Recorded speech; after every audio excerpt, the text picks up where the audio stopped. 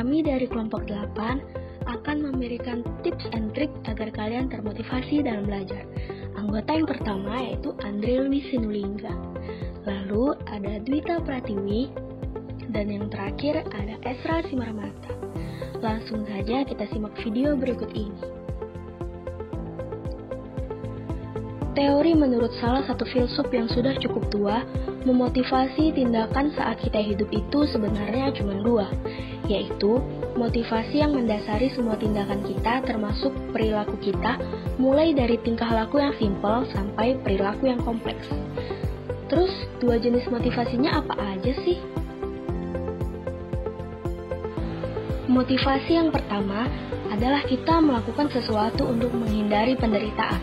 Sedangkan jenis motivasi yang kedua adalah kita melakukan sesuatu untuk mendapat kebahagiaan. Misalnya, untuk menghindari penderitaan, kita akan buang air besar, membuang sampah, beli telur ke warung, minum obat, ngangkat jemuran, dan lain sebagainya. Sedangkan untuk mendapat kebahagiaan, kita bisa main Dota ataupun game lainnya, traveling, hunting foto, kencan, ngeblog, dan lain sebagainya. Setiap orang bisa menempatkan tingkah laku apapun di masing-masing kotak tersebut. Ada yang masuk kategori menghindari penderitaan, namun bagi sebagian orang termasuk kategori mendapatkan kebahagiaan. Contohnya adalah belajar. Ada orang yang belajar karena ingin tahu tentang dunia. Ada juga orang yang belajar karena passion akan suatu ilmu tersebut. Dan ada pula orang yang belajar karena merasa belajar adalah hal yang menyenangkan. Namun, ada pula yang belajar karena terpaksa. Ada rumus motivasi yang berlaku untuk semua orang, yaitu tindakan yang selalu dilakukan atas motivasi mendapatkan kebahagiaan.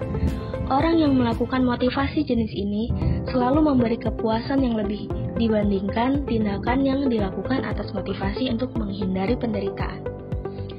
Dan mungkin, bagi kita definisi belajar adalah tindakan untuk menghindari penderitaan, bukan untuk mendapatkan kebahagiaan.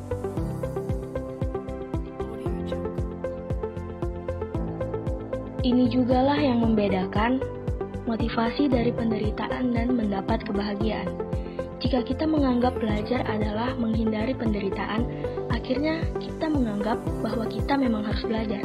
Sedangkan jika kita menganggap belajar untuk mendapatkan kebahagiaan, kita akan dengan senang hati melakukan hal ini karena kita mau.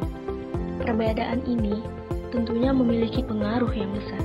Kita akan terlihat lebih keren jika kita memang mau belajar. Sedangkan jika kita terpaksa untuk belajar, kita akan merasa capek dan belajar pula tidak efektif. Dan jika sudah seperti ini, selamat menikmati kelelahan dalam menjalaninya. Terima kasih.